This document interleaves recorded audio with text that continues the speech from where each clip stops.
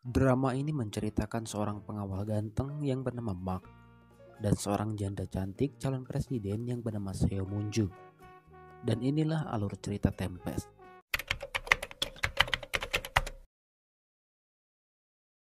Cerita dimulai dengan diperlihatkannya kehidupan seorang pria. Pria itu adalah Junik, calon presiden Korea Selatan. Namun sampai suatu ketika Junik bermimpi saat dia sedang berkampanye, Moon-ju, istri yang dicintainya, meninggal dalam sebuah insiden penembakan. Kembali ke masa sekarang.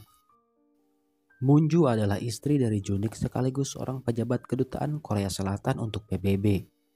Namun saat ini Moon-ju mengundurkan diri dari jabatannya demi mendukung pencalonan suaminya. Menjadi seorang istri calon presiden membuat kehidupan Moon-ju dijaga ketat. Kemana-mana Moon-ju selalu diintilin para pengawal termasuk saat melakukan hobinya. Dan menurut Moon-ju itu sangat memuakkan. Penguasa saat ini yaitu Presiden Chak Yung-sing rupanya tidak menyukai dengan visi misi Capres Junik yang berencana menyatukan Korea Selatan dan Utara. Ketidaksukaan Presiden Chak tersebut diutarakan kepada Moon-ju. Setelah pertemuan Moon-ju dan Presiden, keesokan harinya Moon-ju dan Capres Junik berencana misa bersama di sebuah gereja. Namun, dalam perjalanannya Moon-ju merasakan berbagai perilaku aneh yang diperlihatkan suaminya. Seperti tiba-tiba yang membeli sebuah buah yang Moon-ju tahu buah tersebut tidak disukai Junik. Sampai akhirnya keduanya sampai di tempat tujuan yang langsung disambut oleh para pendemo yang menolak penyatuan Korea. Moon-ju masuk ke gereja dan kembali mendapati suasana yang mencekam. Moon-ju pun sempat melihat seorang kameramen di atas sana. Tidak berselang lama, di tengah-tengah misa berlangsung, seorang yang berpakaian tentara tiba-tiba menghampiri Junik dan protes tentang penyatuan Korea. Tentara itu membawa pistol dan menembak Junik dan para pengawalnya. Melihat itu membuat Moon-ju panik. Dia lari menghalangi si tentara agar tidak menembak suaminya untuk yang kedua kalinya.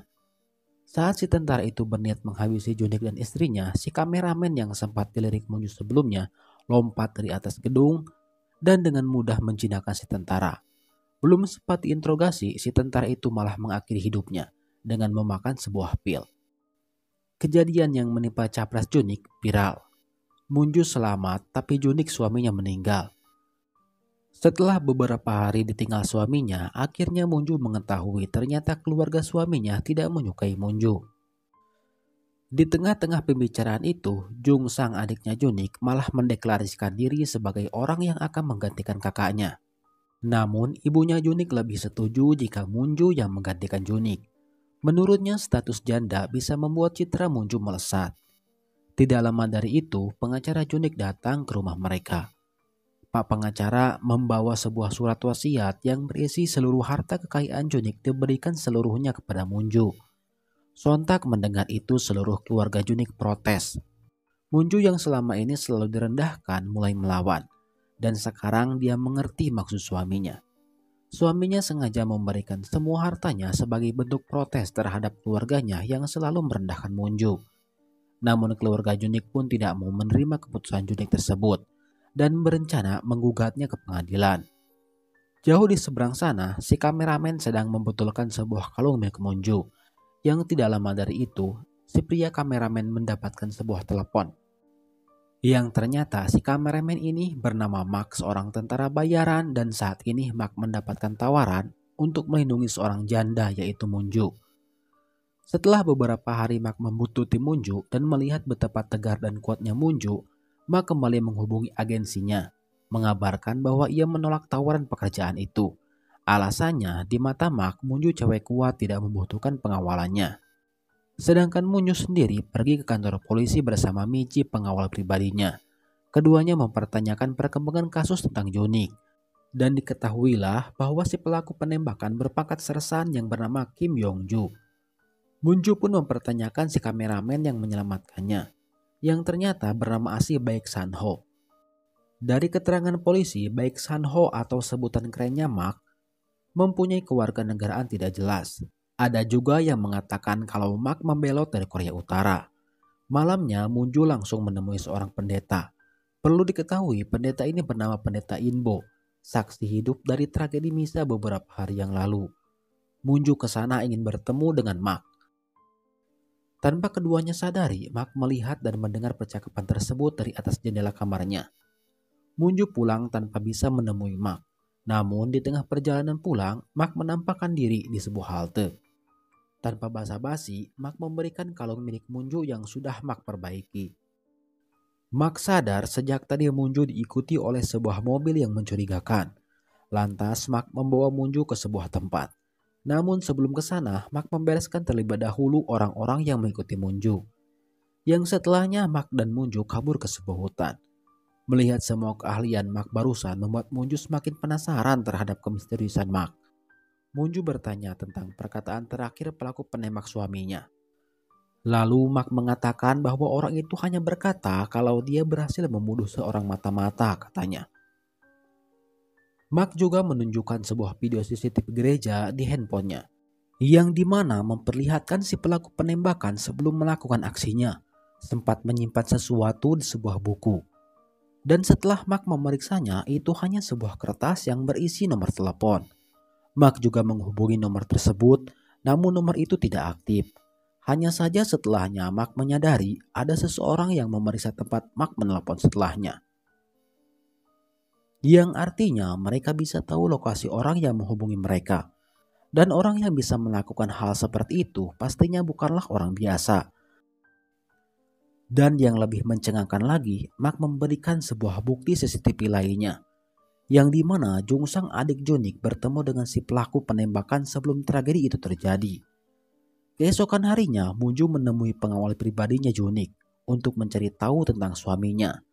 Dan diketahuilah bahwa Junik sudah memperlihatkan keanehannya sejak Junik menjemput Munju pulang dari luar negeri. Saat itu Junik secara tiba-tiba memperketat pengawasan dan meminta pengawal pribadinya yang bernama Changhe untuk mencari jalan pintas menjemput Munju. Saat ditanya alasannya, Junik hanya mengatakan ada seekor tupai yang mengikutinya. Mendengar Junik mewaspadai orang yang bernama tupai membuat Munju terkejut. Munju pernah mendengar dari suaminya sendiri kalau si tupai itu adalah sebutan keakraban Junik untuk Jungsang adiknya. Dari sini Munju mulai mencurigai adik iparnya itu. Yang tidak lama dari itu Munju dihubungi Miji, pengawal pribadinya. Beliau mendapatkan informasi bahwa saksi kunci penembakan yang notabene keluarga si pelaku dipindah paksa ke luar negeri. Miji menghubungi Munju sambil diam-diam mengikuti mereka. Sesampainya di bandara, Miji malah ketahuan. Sedangkan Munju dihubungi oleh Jungsang. Jungsang dengan ekspresi tengilnya mengabarkan bahwa dia sudah mengamankan Miji. Saat itu juga, Munju langsung cus ke tempat Jungsang. Munju langsung menodong Jungsang dengan berbagai pertanyaan termasuk alasan Jungsang memata-matainya. Jungsang mengaku dan mempunyai bukti bahwa Junik adalah seorang pengkhianat dan Jungsang janji akan membongkar pengkhianatan Junik. Jungsang juga mengakui sudah membuat tim untuk mencari bukti-bukti tersebut. Yang lebih mengagetkan, Jungsang mengatakan bahwa dalang di balik pembunuhan kakaknya itu adalah seorang tentara bayaran yang bernaung di bawah ormas terkenal dan terkejam asal Amerika. Dan salah satu anggotanya ternyata Mark. Namun Munju menolak percaya. Jungsang memperingatkan Munju demi keselamatan Munju. Jungsang memintanya untuk meninggalkan Korea 24 jam sejak saat ini. Namun Munju malah pergi ke gereja tempat pendeta Inbo tinggal. Akan tetapi Munju malah menemukan pendeta Inbo sudah meninggal. Yang tidak lama dari itu Munju dikagetkan dengan kedatangan Mark. Mark meminta Munju untuk diam. Mark menjelaskan bahwa pendeta Inbo dibunuh dan pelakunya masih berada di tempat ini. Tidak lama setelah menjelaskan itu, si pelaku muncul. Mark dengan santai menutup pintu kamar tempat pendeta Inbo dan Munju berada. Sedangkan dia sendiri menghajar si pembunuh. Mark berhasil meringkusnya dan mencoba menginterogasi. Namun orang itu mengatakan perkataan yang tidak dimengerti Mark. Orang itu mengatakan ada paus di lautan sana. Belum sempat menginterogasi lebih lanjut, seseorang datang sehingga membuat Mark lengah dan si pelaku kabur. Sedangkan Mark dan Munju kabur menggunakan pintu rahasia bawah tanah yang tersembunyi di gereja tersebut. Munju bertanya tentang organisasi ormas yang disinggung Jungsang sebelumnya kepada Mark. Mark mengakui bahwa dia sudah tidak lagi bekerja di organisasi tersebut. Mark malah menjelaskan kematian Junik dan Pendeta Inbo yang menemui kemiripan. Keduanya sama-sama meninggalkan sebuah nomor telepon yang sama. Mark pergi ke tempat penyimpanan pesan dari Pendeta Inbo yang tersimpan di sebuah botol anggur, yang berisi pesan dari seorang pejabat Korea Selatan yang bernama Anderson Miller yang bekerja di Amerika. Kertas itu ditujukan untuk Junik yang berisi foto sebuah kapal selam Korea Utara yang katanya membawa senjata nuklir yang berada di Pulau Mayang. Anderson mengetahui bahwa Amerika tidak akan membiarkan itu dan berencana menargetkan fasilitas nuklir Korea Utara sebagai balasan. Jika itu terjadi akan memicu perang dunia dan kawasan Asia Timurlah yang akan menjadi korbannya. Saat itu Anderson putus asa dan meminta bantuan Junik untuk menghentikan perang antara Amerika dan Korea Utara tersebut. Setelah mengetahui rahasia Pendeta Inbo dan Junik, Mark dan Munju keluar dari terowongan yang ternyata terhubung ke sebuah hutan. Di tempat itu, Mark dan Munju berpisah. Munju menemui Presiden Cha dan mengatakan tentang apa yang diketahui dari surat yang diberikan Anderson kepada suaminya itu. Dan tahu apa yang terjadi? Presiden Cha malah ngudud dan membakar suratnya. Presiden Cha mengatakan alasan Pendeta Inbo dan Junik mati karena tidak membakar surat tersebut. Presiden Cha pun tidak berniat melerai perperangan itu, melainkan berniat berkoalisi dengan Amerika. Dan kematian Junik itulah sebagai jaminan Korea Selatan untuk masuk di koalisi Amerika. Alasannya karena Korea Utara punya nuklir dan Amerika pun punya nuklir. Dan dia menganggap bahwa Korea Selatan hanya akan dilahap oleh dua kekuatan besar itu. Dia menjelaskan bahwa kematian Junik adalah kematian politik dan dia memerintahkan Munju untuk tidak mengusutnya. Jelas mendengar itu membuat Munju kecewa dan berubah pandangan terhadap Presiden Cha. Presiden yang mempunyai kekuatan untuk menggerakkan segalanya malah bertindak pengecut. Munju meninggalkan Presiden Cha dengan langkah tidak pantang menyerah. Munju menemui mertuanya, meminta mertuanya tersebut untuk mencalonkan dirinya sebagai capres pengganti Junik. Dengan imbalan semua harta warisan Junik akan dia berikan kepadanya. Tapi dengan dua syarat, mertuanya tersebut harus meminta anak bungsunya Jungsang melepaskan Meiji dan meminta Jungsang pergi dari Korea. Bagi mertua Munju hal itu permasalahan kecil. Munju diberikan video CCTV yang berisi aksi kekerasan yang dilakukan Jungsang. Dan video tersebut dijadikan senjata oleh Munju untuk mengusir Jungsang ke luar negeri. Sedangkan mertuanya sekarang menemui dedengkot Partai Republik Baru.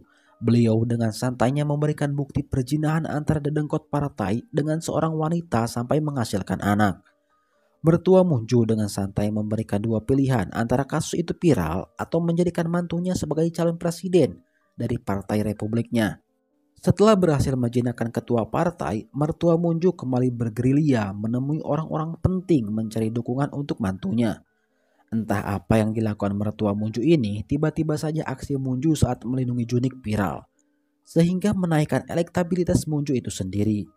Dikatakan dalam tim kampanyenya bahwa berkat pemberitaan itu muncul simpatisan-simpatisan Munju sehingga memudahkan Munju untuk berkampanye.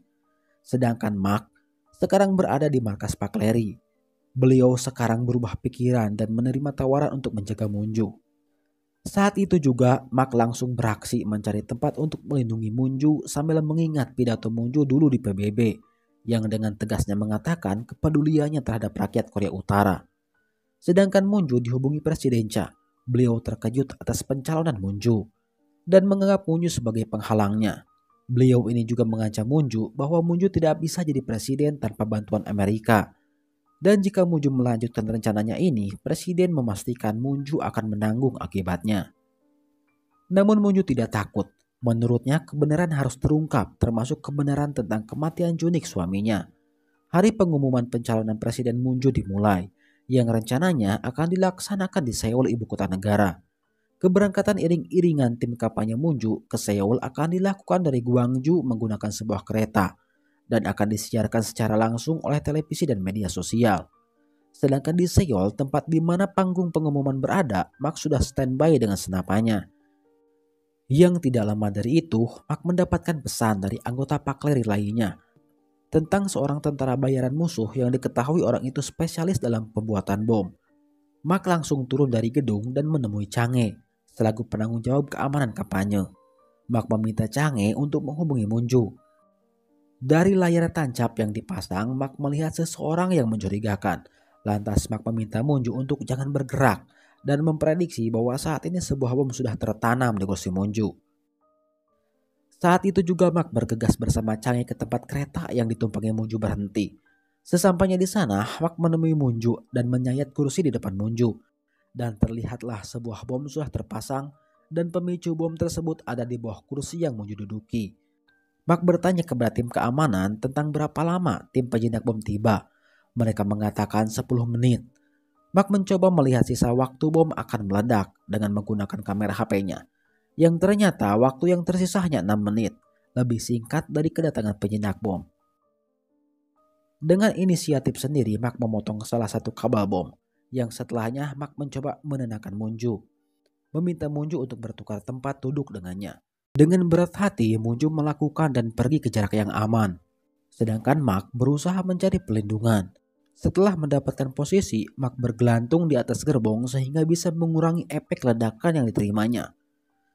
Tidak lama dari itu, tim medis datang mengobati Mak, sedangkan Munju mendapatkan saran untuk menunda acaranya.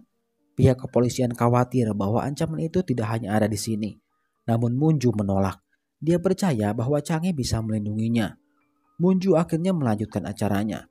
Munju tiba di lokasi yang langsung disambut meriah oleh para pendukungnya. Saat ini Munju berpidato tanpa teks pidato. Munju berapi-api menceritakan perjuangan untuk menjadi presiden termasuk tentang kejadian sebelumnya yang hampir merenggut nyawanya.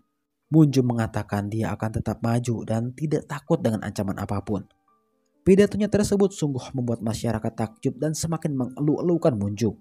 Tanpa disadari Munju, Mak sudah tepat berada di posisinya sambil menggenggam senapan. Dan tanpa sengaja keduanya bertatapan. Yang setelahnya, Mak dan Munju bertemu. Mak menjelaskan bahwa siapapun yang berniat menghentikan perang pasti mati. Mak sekarang mempunyai tujuan yang sama dengan Munju, yaitu menghentikan perang. Untuk itu, Mak menawarkan diri untuk menjadi pengawal pribadi Munju. Menurutnya, musuh Munju saat ini bukanlah pembunuh bayaran biasa, yaitu seorang tentara bayaran sama seperti Mak. Dan yang bisa menghadapi orang seperti itu adalah Mak yang mempunyai kemampuan yang sama. Jika Munju tidak percaya terhadapnya, Mak mempersilahkan Munju untuk mencari tahu tentangnya. Akhirnya Munju percaya dan keduanya resmi bekerja sama. Namun di belakang Mak, Munju berdiskusi tentang Mak dengan Change dan Meiji. Keduanya meminta pendapat mereka tentang dirinya yang berniat menjadikan Mak sebagai pengawalnya. Meiji setuju, sedangkan Change tidak. Change beralasan bahwa Mak mencurigakan. Pasti ada tujuan tertentu Mak mendekati Munju katanya. Namun ternyata Munju sebelumnya sempat mencari informasi tentang Mak kepada pemimpin Ormas Pak Leri langsung. Pemimpin Ormas itu meyakinkan bahwa Mak hebat dan Munju sudah tepat memilih Mak sebagai pengawalnya. Dia juga memberikan informasi tentang prestasi Mak yang berhasil melindungi seorang putri kerajaan tanpa ada lecet sedikit pun. Berbekal informasi itulah Munju yakin untuk memperkerjakan Mak. Setelahnya Munju menemui seorang aktivis sayap kiri Korea Selatan yang bernama Dujin. Orang ini juga yang menjadi mentor Junik sekaligus orang yang mendukung pencalonan Munju jadi presiden. Munju diberitahu tentang kabar buruk. Kabar itu datang dari Presiden Cha yang berkunjung ke Cina. Namun katanya Presiden Cha tidak disambut baik di sana. Dujin juga mengatakan dampak dari pertemuan itu yang katanya dapat memicu perang dunia. Karena jika Amerika nekat menyerbu Korea Utara, Cina pun tidak akan tinggal diam. Yang artinya dua blok penguasa dunia akan ikut terseret dalam peperangan tersebut. Keesokan harinya, Mak mulai bekerja. Namun di hari pertamanya itu sukses membuat Munju jengkel dengan segala peraturan aneh yang dibuatnya. Bagaimana tidak, Munju yang seorang wanita mandiri tiba-tiba saja harus ditempel ketat oleh Mak. Dan puncak kekesalannya saat Mak meminta tidur satu kamar dengan Munju. Alasannya demi keamanan Munju, dan jika terjadi serangan mendadak Mak bisa langsung menyelamatkannya. Keesokan harinya, rumah Munju dikunjungi oleh mertuanya. Dan mertuanya saat itu tanpa sengaja melihat Mak. Dia memanggil Change, meminta bantuannya untuk mengawasi Mak sekaligus meminta Change untuk membersihkan penyadap di rumahnya yang dipasangi pemerintah untuk mencari bukti Junik sebagai mata-mata. Dengan itu juga ibunya Junik berniat mengusut dan mencari tahu dalang yang menewaskan anaknya. Tiba saatnya Munju berkampanye.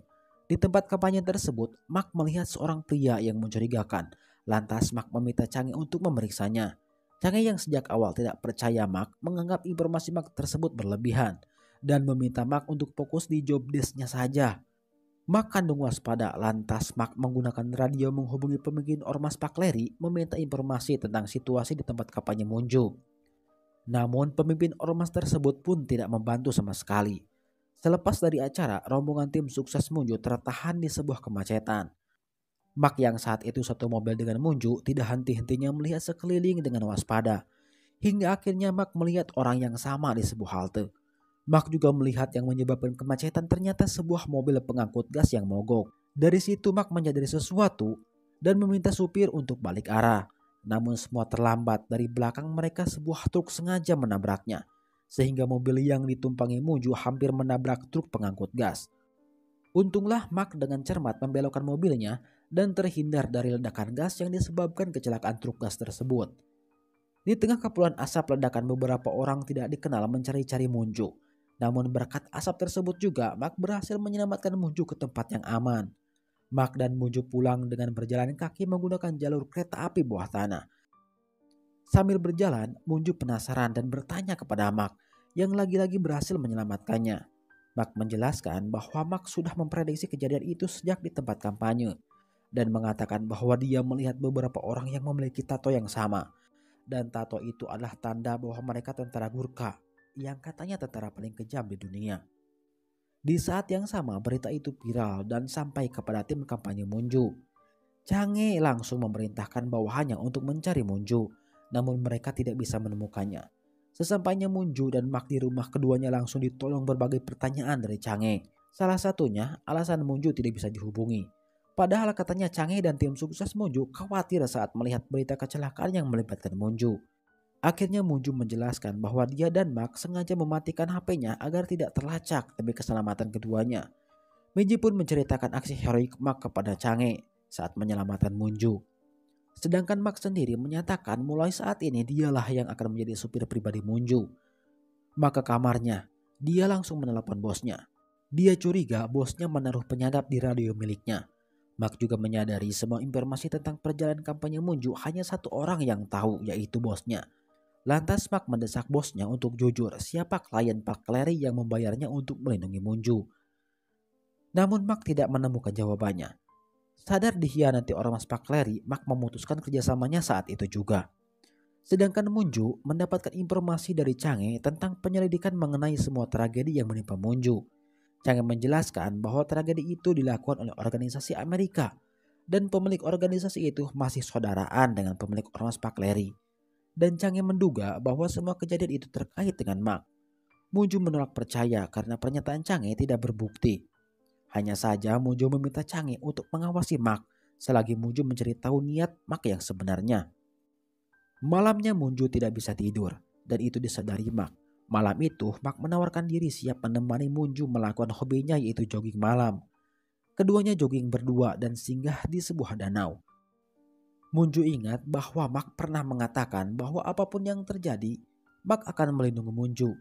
Untuk itu Munju mengembalikan kalung pelindung yang sebelumnya pernah diberikan Mark kepada Munju. Yang ternyata kalung tersebut sudah Munju tanam penyadap. Keesokan paginya Munju dihubungi Change. Munju mendapatkan informasi bahwa Change menemukan ponsel yang digunakan Jonik dan meminta Munju untuk bertemu. Namun tidak berselang lama Munju mendapatkan kabar buruk tentang Change yang katanya terlibat kecelakaan. Munju langsung pergi ke rumah sakit dan mendapati Change terluka parah. Sebelum Change pingsan, Munju mendapatkan informasi dari Change tentang suaminya yang kemungkinan besar seorang mata-mata Korea Utara. Mendengar hal itu membuat Munju shock. Yang tidak lama dari itu Miji datang memberikan ponsel Jonik. Namun sayangnya ponsel tersebut sudah reset. Sehingga Munju menaruh curiga Change sedang menyembunyikan sesuatu tentang suaminya. Kring kring kring, sebuah pesan dari orang yang tidak dikenal nyambi di ponsel Munju. Pesan itu meminta Munju datang ke sebuah alamat. Mark mengantar Munju ke alamat tersebut. Mark yang merasa ada yang tidak beres dengan rumah yang didatanginya, langsung waspada tidak membiarkan Munju berjalan di depannya. Hingga akhirnya Mark dan Munju masuk ke rumah tersebut dan mendapati foto-foto keluarga. Dan yang membuat Munju bingung, di dalam foto keluarga itu ada foto suaminya yang sedang bersama seorang anak laki-laki dan seorang perempuan. Yang tidak lama seorang anak kecil berteriak kepada ibunya mengatakan bahwa di rumahnya ada yang datang. Teriakan anak laki-laki itu membuat Munju kaget. Tidak lama dari itu ibu dari si anak datang yang bernama Kang Hana. Dia langsung to the point mengatakan bahwa dia adalah istri dan anak Junik. Hana juga mengutarakan ketidaksukaannya kepada Munju dan mengatakan bahwa dia didukung keluarga Munju untuk pindah ke rumahnya dan bersiap mengambil warisan Junik dari tangan Munju. Satu lagi, Hana mengatakan tentang kebenaran kalung spesial pemberian Junik untuk Munju, yang ternyata Hana pun memilikinya dan diketahui bahwa kalung tersebut didesain oleh Hana sendiri. Saat itu juga Munju pergi dan membuang kalung yang dipakainya. Munju menemui mertuanya dan Munju kembali dibuat kaget saat mertuanya sejak awal sudah mengetahuinya. Mertuanya malah meminta Munju untuk memanfaatkan Hana sebagai batu loncatan untuk melanjutkan citranya sebagai calon presiden. Namun Munju menolak. Munju sebenarnya tidak kaget mertuanya selicik itu. Munju juga sudah menyimpan kunci sel penjara untuk mertuanya dan meminta mertuanya untuk tidak melibatkan Hana. Yang setelahnya Munju merobek kertas perjanjian keduanya. Keesokan harinya Munju mendapatkan kabar bahwa mentornya Dujin terbaring di rumah sakit. Dikatakan bahwa Dujin dianiaya setelah berorasi di depan publik meminta rakyat turun ke jalan untuk menghentikan perang. Munju yang menerima kabar Dujin langsung pergi ke rumah sakit. Tidak basa-basi Dujin mengatakan bahwa perang benar-benar akan terjadi dalam 2 hari ke depan. Dan Dujin memprediksi akan ada 3 tanda sebelum perang itu terjadi. Yang pertama, adanya bom penghancur bunker di Okinawa. Yang kedua, datangnya kapal selam Amerika di pelabuhan. Dan yang ketiga, diputarnya sebuah lagu sebagai tanda evakuasi warga Amerika. Dan Dujin meminta Munju untuk menyampaikan itu kepada masyarakat.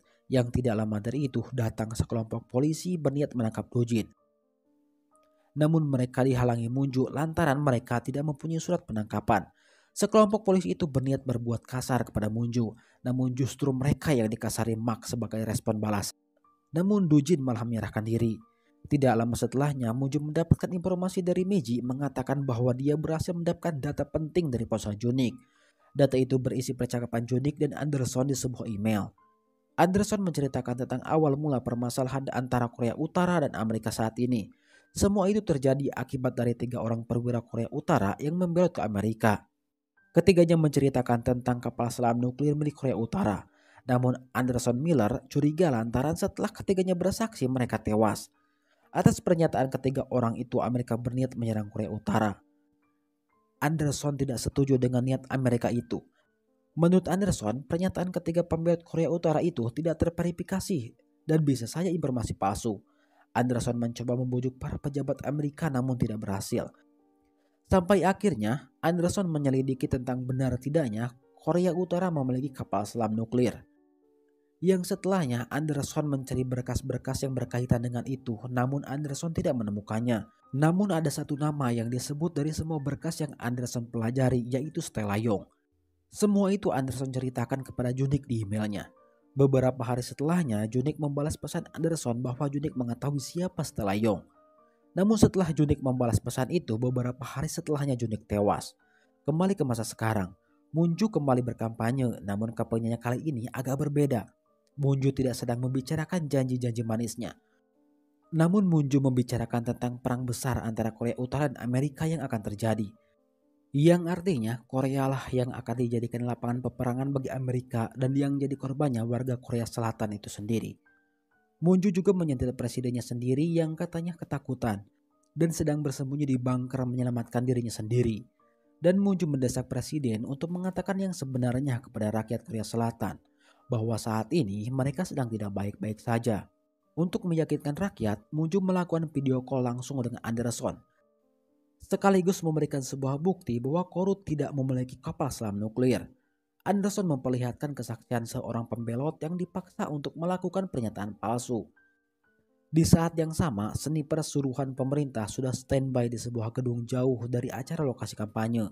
Dan Mak merasakannya. Yang tidak lama dari itu, sekelompok polisi dan beberapa mobil barakuda datang siap menangkap Munju. Di saat yang sama, Mak datang dengan sebuah truk sehingga menghalangi pandangan sniper. Mak kabur dengan sebuah kapal kecil, namun walaupun begitu, sniper melihatnya dengan jelas. yang berakibat Mark dan Munju tertembak.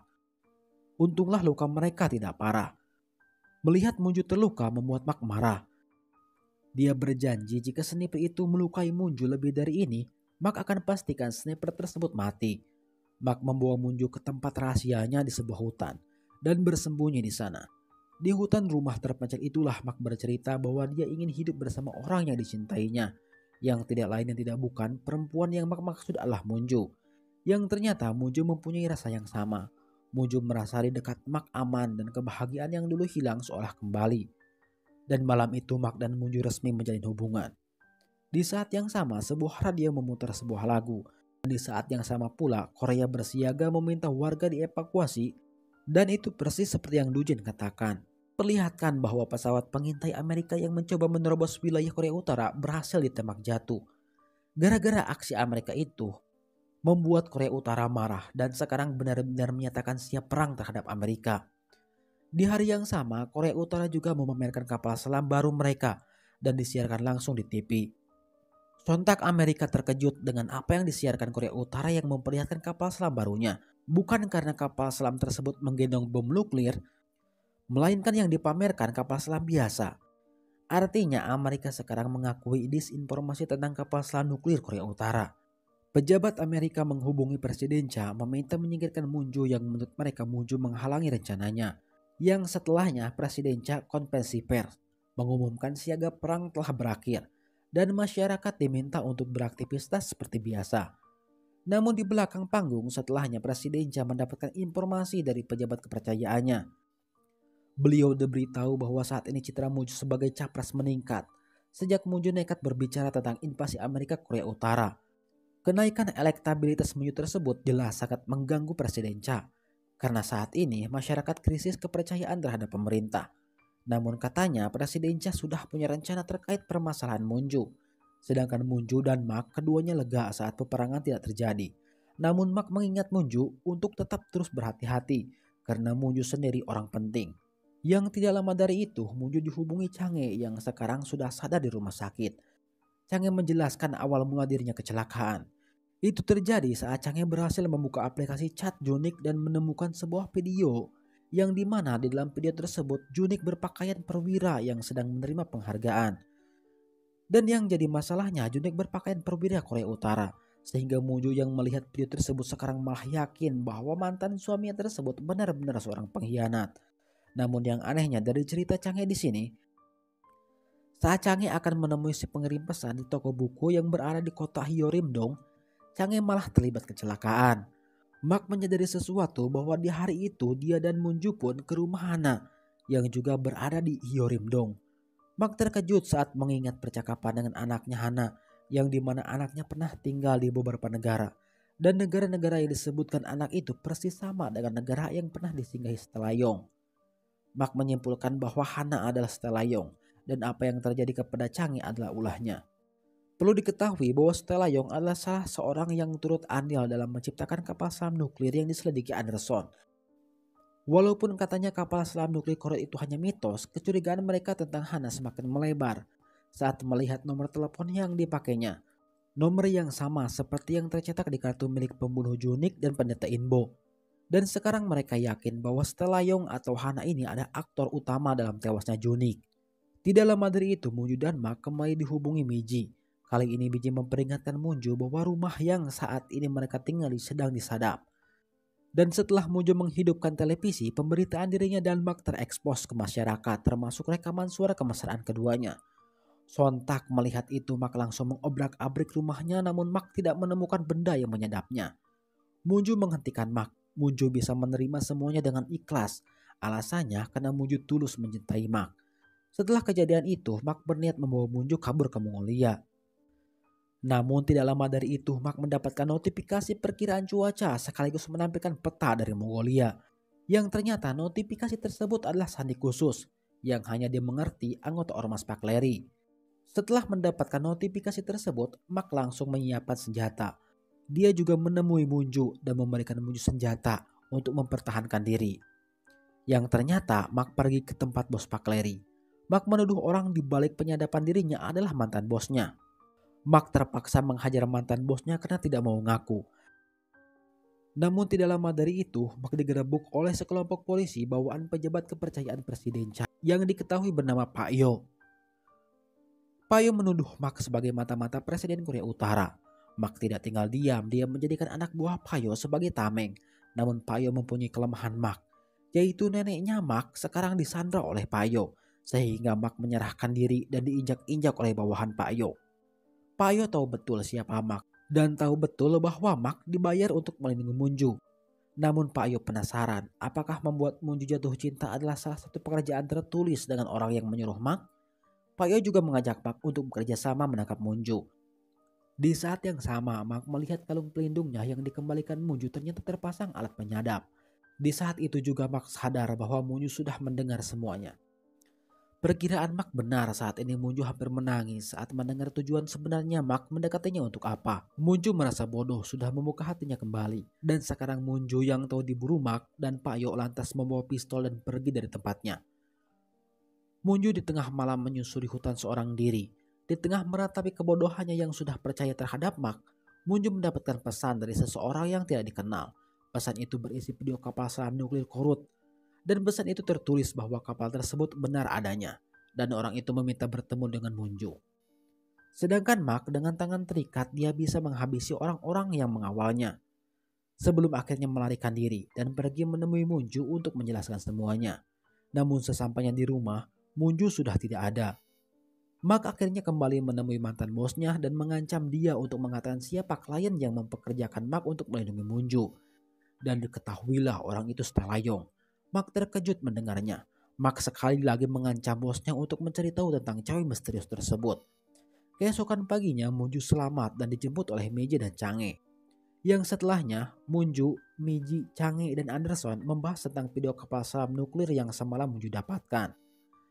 Setelah dianalisis Change bahwa video itu 99% asli, fakta mulai terungkap. Ternyata Anderson pun sekarang yakin bahwa kapal nuklir Korut itu benar-benar nyata. Anderson yakin itu karena beliau sempat bertemu dengan salah satu kru kapal selam yang selamat. Orang itu mengatakan bahwa ada 2 kapal selam yang dibuat. Yang dipamerkan sebelumnya ternyata hanya modifikasi, sedangkan kapal selam aslinya disembunyikan di suatu tempat.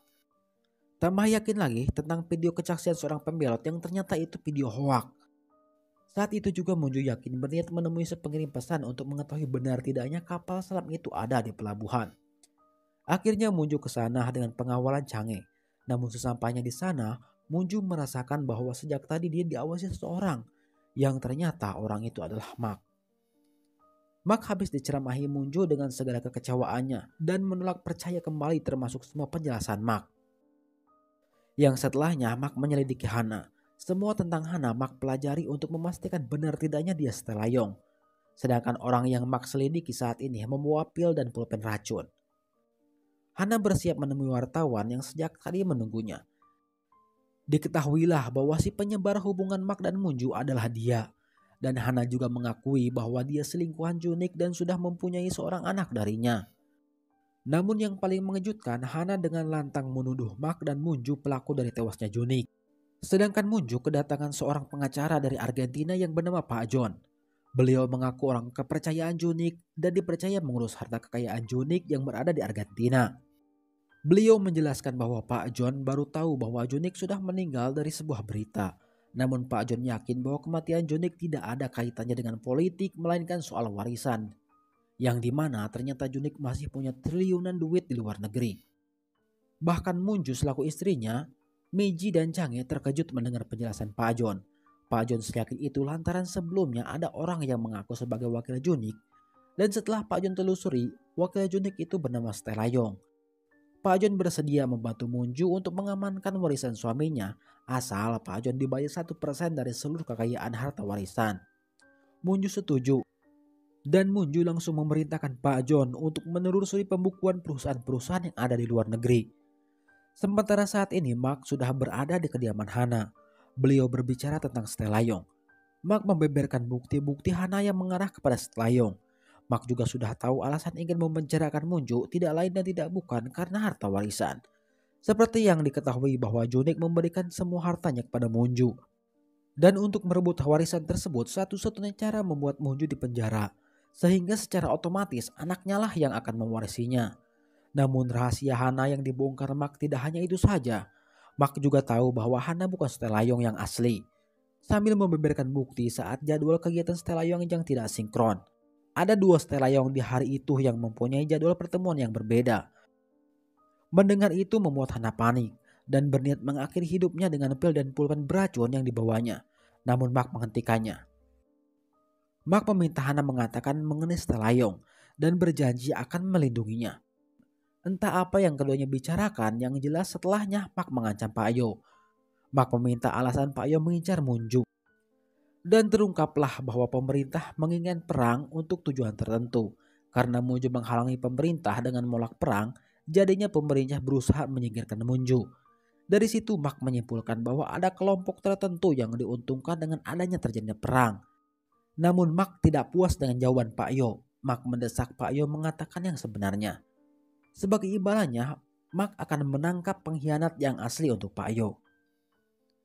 Sedangkan Munju mendapatkan informasi dari Meiji bahwa Pak Dojin sudah dibebaskan.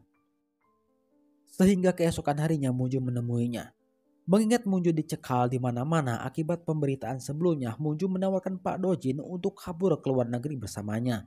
Namun Pak Dojin menolaknya. Tepat Pak Dojin meleng, Munju sudah menodongkan pistol ke arahnya dan membawa Pak Dojin ke sebuah tebing pinggir laut, yang ternyata mata-mata sebenarnya adalah Pak Dojin. Munju tahu saat menyadari bahwa kertas buku Pak Dojin dan bahan kertas nomor telepon yang dibawa pelaku pembunuhan Junik terbuat dari kertas yang sama. Untuk memastikan, Munju menghubungi nomor yang tertera di kertas, dan nomor itu tersambung ke handphonenya Pak Dojin. Yang artinya Pak Dojin lah mata-mata yang sebenarnya. Pak Dojin adalah orang yang menjebak Junik untuk jadi mata-mata. Dia juga yang memfitnah ayahnya Munju sebagai pengkhianat, sehingga Munju dan ibunya harus keluar dari negaranya. Tujuan Pak Dojin adalah menjadikan Munju sebagai senjatanya untuk menghancurkan Korea Selatan dari dalam. Di saat Munju lengah, Pak Dojin berniat merebut pistol dari Munju, namun dari belakang Mark menembaknya. Mark mengancam Pak Dojin, meminta Pak Dojin untuk mengecoh kepergian Munju ke pelabuhan lain. Yang ternyata Munju mendapatkan informasi bahwa Dojin mata-mata dari Mark. Malamnya Munju menjadikan Pak Dojin sandra untuk memancing Stelayong yang asli. Munju, Meiji, dan Change mereka sudah menyiapkan strategi untuk mengungkap siapa Stelayong sebenarnya.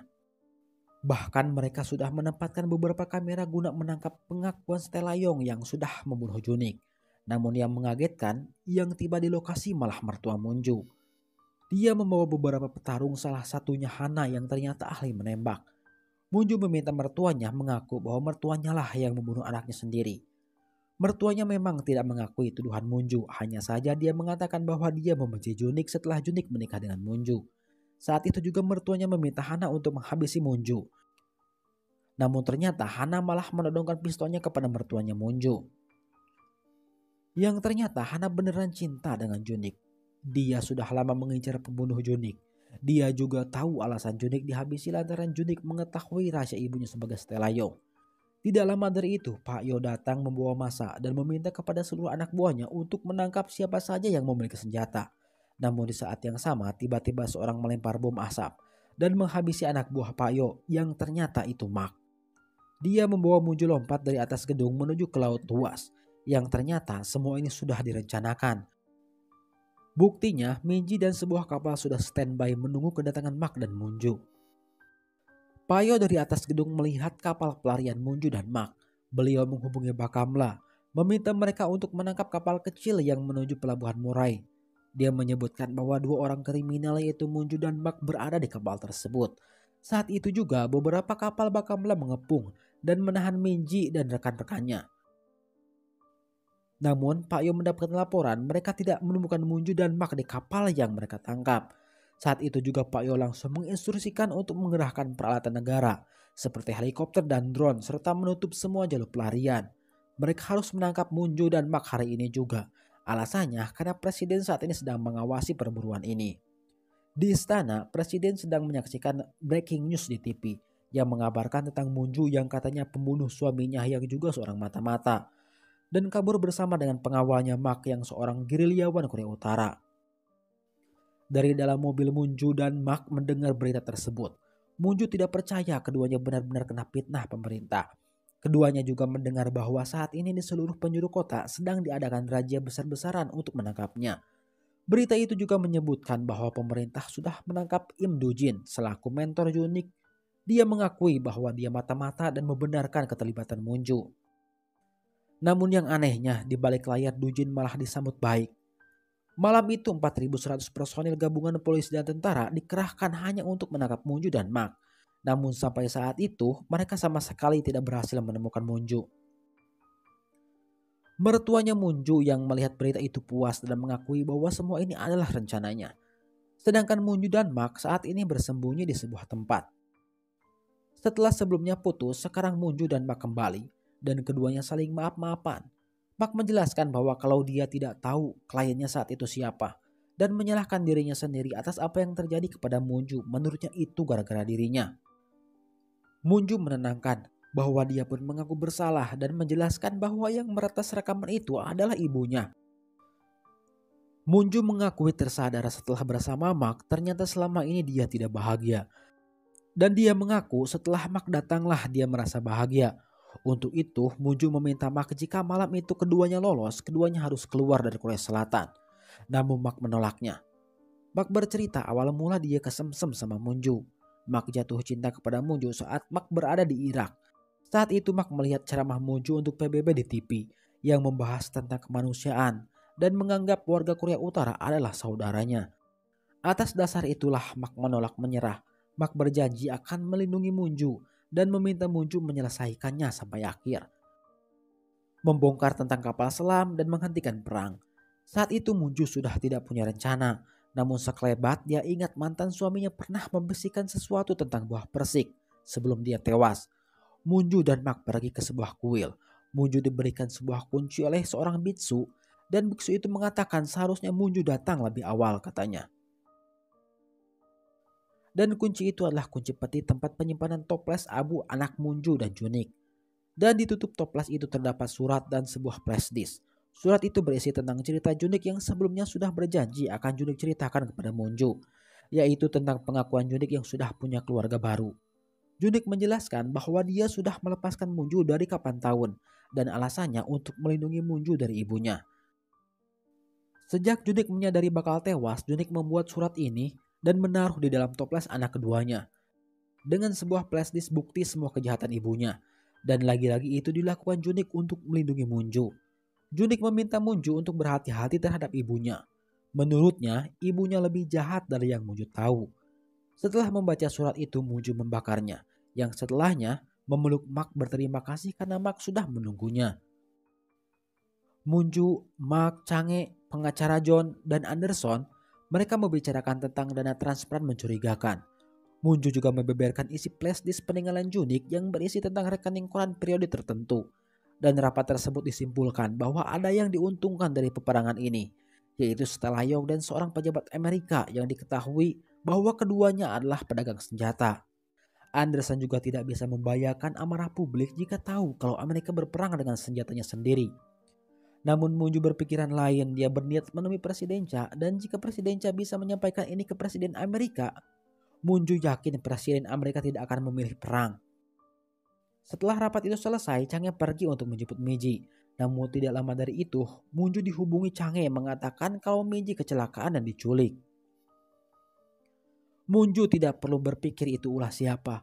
Moonju langsung menghubungi mertuanya dan yap benar, Moonju diberi pesan oleh mertuanya yang berisikan video Meiji yang sedang terluka.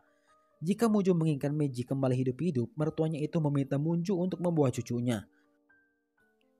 Perlu diketahui bahwa Hana dan anaknya sekarang berada di tempat persembunyian Moonju dan Mark. Moonju menemui Hana mengatakan apa yang dimau mertuanya. Jelas Hana tidak akan memberikan anaknya. Namun ternyata Moonju malah meminta Hana pergi bersama anaknya. Moonju mengatakan bahwa urusan Meiji biar Moonju yang urus. Di tengah pembicaraan itu Hana menyalakan TV yang memberitakan tentang negara Adisa yang menyatakan perang terhadap Amerika. Hana mengatakan hal yang sebenarnya tentang kapal selam, yang katanya bukan berada di galangan Yongpo. Kapal selam itu sudah lama berlayar di Pasifik. Dan dalam 24 jam kapal itu akan segera diserahkan ke negara Adisa. Hana mengatakan mertua Moonju lah yang di belakang kapal selam tersebut dan memprediksi sesuatu yang menakutkan akan terjadi. Menurut Hana, menghentikan perang adalah hal yang tidak mungkin untuk dilakukan. Sebelum pergi, Hana mengatakan kebenaran tentang Junik. Hana jujur bahwa kalau yang dipakainya tiruan. Dan satu lagi, Hana mengatakan bahwa Junik mencintai Munju. Dan Hana mengakui cemburu mengetahui fakta itu. Yang tidak lama dari itu, Anderson menghubungi Munju. Dia mengabarkan bukti baru tentang Adisa yang mentransfer dana ke beberapa cangkang perusahaan yang semuanya milik perusahaan Aseom Shipping. Mendengar itu, Munju meminta tolong kepada Anderson untuk membekukan rekening tersebut untuk menghentikan pendanaan kapal selam. Menurut Munju, jika Adisa tidak ada uang muka, Munju yakin Korea Utara tidak akan memberikan kapalnya. Munju pergi ke tempat yang sudah dijanjikan mertuanya. Dalam perjalanan, Munju menghubungi Mark mengatakan bahwa Munju berniat menemui mertuanya sendirian. Munju juga mengatakan tentang Adisa membeli kapal selam nuklir dari Korea Utara untuk menghantam Amerika, dan Mark harus menyampaikan itu kepada Presiden Cha. Dalam kekhawatirannya, Mark mengerti dan akan menyampaikan semua informasi itu kepada Presiden. Mark juga menjanjikan akan sesegera mungkin menyusul Munju. Munju menemui mertuanya di sebuah bandara. Munju berbohong kalau Hana dan anaknya tidak bersama Munju. Hanya saja Munju membawa surat penjemputan anak Hana sebagai anak biologis Junik, sehingga cucunya itu sekarang tidak berhak lagi atas hartanya. Munju juga menawarkan semua hartanya kepada si mertua supaya mertuanya tersebut melepaskan Meiji. Selanjutnya Munju dibawa ke sebuah kapal kargo. Di sana Munju dipukuli oleh anak buah mertuanya, alasannya karena Munju tidak terlihat ketakutan. Dan mertuanya berniat memperlihatkan kepada Munju apa itu ketakutan yang sebenarnya. Munju disekap di sebuah bagasi mobil sampai akhirnya Munju dilepaskan oleh Jungsang. Perlu diketahui bahwa Jungsang sudah kembali ke pelukan ibunya beberapa hari yang lalu. Munju mencoba mengambil hati Jungsang dengan mengatakan bahwa kakaknya Junik sangat bangga kepada Jungsang saat Jungsang berhasil mendapatkan penghargaan sebagai jaksa terbaik. Munju juga menyebutkan bahwa ibunya Jungsang lah yang menghabisi kakaknya tersebut. Munju juga mengatakan tentang kondisi semenanjung Korea yang terancam punah akibat ulah ibunya, dan memohon bantuan Jungsang untuk menghentikan ibunya karena Jungsang lah satu-satunya orang yang bisa menghentikannya. Namun Jungsang malah menampar Munju karena banyak omong. Jungsang membawa Munju ke hadapan ibunya di sebuah ruangan. Di ruangan itu juga terdapat banyak informasi berita terkini yang tertampil. Munju langsung melemparkan pertanyaan kepada mertuanya sejak kapan dia menjadi Setalayong. Akhirnya mertuanya itu mewujudkan apa yang ingin diketahui Munju. Dikisahkan dulu mertua Munju dan keluarganya dibuang ke Amerika. Namun di Amerika inilah dia menemukan bakat-bakat jahatnya. Relasi, konspirasi, bisa menjaga rahasia. Dengan modal suami korup dan bakat-bakatnya itulah mertua Munju bisa dipercaya menjadi kontraktor CIA. Tugas dia menyingkirkan politisi Korea Selatan yang tidak pro Amerika. Tidak hanya itu saja, dia juga orang yang memasok senjata pemusnah massal kepada Korea Selatan. Namun rupanya daya ledak rudal-rudal yang dipasoknya tidak memuaskannya. Mulailah dia memimpikan sebuah kapal selam yang bisa menembakkan rudal nuklir. Atas prestasinya tersebut, ia mendapatkan hak istimewa dari Amerika untuk masuk ke Korea Utara. Di sana dia membangun perusahaan ASEAN Shipping dan mengembangkan berbagai teknologi senjata. Semua senjata yang dibuatnya dijual secara rahasia. Dan salah satu mahakarya dari mertua Munju adalah kapal selam pemicu kiamat yang dimimpikannya. Kapal itu ditawarkan kepada Raja Adisa untuk melawan Amerika. Dan saat ini kapal selam nuklir tersebut sedang berlayar menuju negara yang membelinya dan siap mengancam Amerika dari Lautan Pasifik. Tidak lama dari itu, mertua Munju memamerkan koper kontrol atas ke-16 rudal nuklir yang terpasang di kapal selamnya itu. Sejak awal dia tahu bahwa Raja Adisa tidak akan pernah menembakkan rudal paling menakutkan itu. Untuk itu mertua Munju sendirilah yang akan melakukannya. Dan bertanya kepada Munju apa yang akan terjadi jika dia meluncurkan rudal nuklir tersebut ke Amerika. Munju mengerti yang akan disalahkan dalam tragedi itu adalah negara Adisa selaku pemilik kapal selam yang juga memiliki koper tombol atas nuklir yang terpasang pada kapal selamnya. Di saat mertuanya membicarakan kiamat buatannya, Munju malah membicarakan Junik. Munju menceritakan bahwa Junik tahu semuanya tentang penderitaan ibunya dulu, yang dibuang ibunya sendiri, termasuk soal Junik bukan anak kandungnya. Dan terungkaplah alasan mertua Munju ini kekeh ingin menembakkan nuklir ke Amerika, yang ternyata ditunjukkan untuk ibunya sendiri yang tidak dia ketahui keberadaannya di Amerika. Mertuanya Munju juga menjelaskan tentang perdamaian yang diperjuangkan Munju yang katanya sia-sia. Dia menyadari kedamaian hanya bisa tercipta lewat ledakan nuklirnya.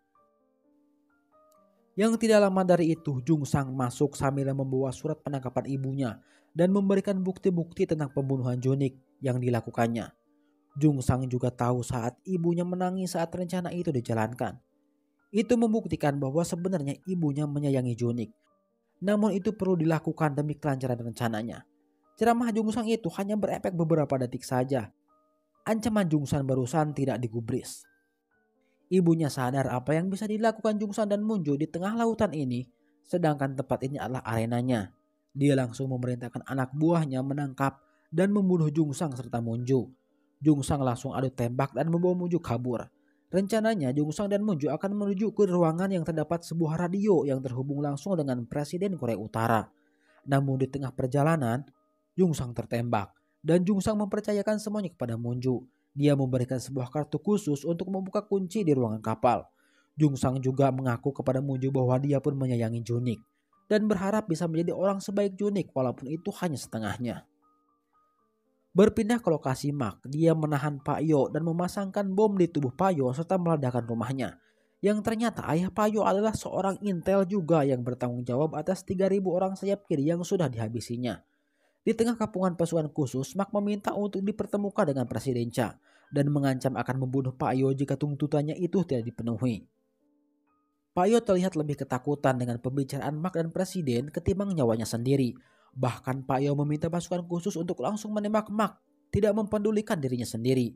Dia juga membujuk Presiden untuk tidak melakukan pembicaraan dengan Mak. Namun Presiden malah menginstruksikan pasukannya untuk tidak menembak dan menemui Mak. Mak langsung menuruti Presiden saat Presiden meminta Mak untuk melepaskan Pak Yo dan memberikan waktu 1 menit untuk Mak berbicara. Dan tahu apa yang terjadi? Mak hanya bertanya pada tahun 2007 bahwa Presiden Cha menyukai novel Proust dan Presiden Cha membenarkan. Pembicaraan hanya itu saja, setelahnya Mak ditangkap dengan mudah. Tanpa sepengetahuan Pak Yo, Presiden Cha dan Mak berbicara. Yang ternyata apa yang dikatakan Mak tadi adalah sebuah kode yang hanya diketahui Munju dan Presiden Cha. Mak menyampaikan pesan dari Munju untuk Presiden Cha. Setelah pertemuan itu, Presiden Cha langsung menghubungi Presiden Amerika Serikat. Dan berkat Presiden Cha dan Anderson, dana Anseonship berhasil dibekukan. Setelahnya Presiden Cha menangkap Pak Yo karena sudah membuat tuduhan palsu kepada Mak dan Munju. Kembali ke tempat mertuanya Munju. Selain mendapatkan laporan dananya dibekukan, dia juga mendapatkan laporan bahwa sekarang kapal kargonya dikepung oleh Bakamla. Namun dengan santainya dia memerintahkan anak buahnya untuk berperang. Anak buah mertuanya Munju tidak hanya menggunakan senjata api, mereka juga menggunakan rudal anti-tank, sehingga membuat beberapa kapal Bakamla meledak.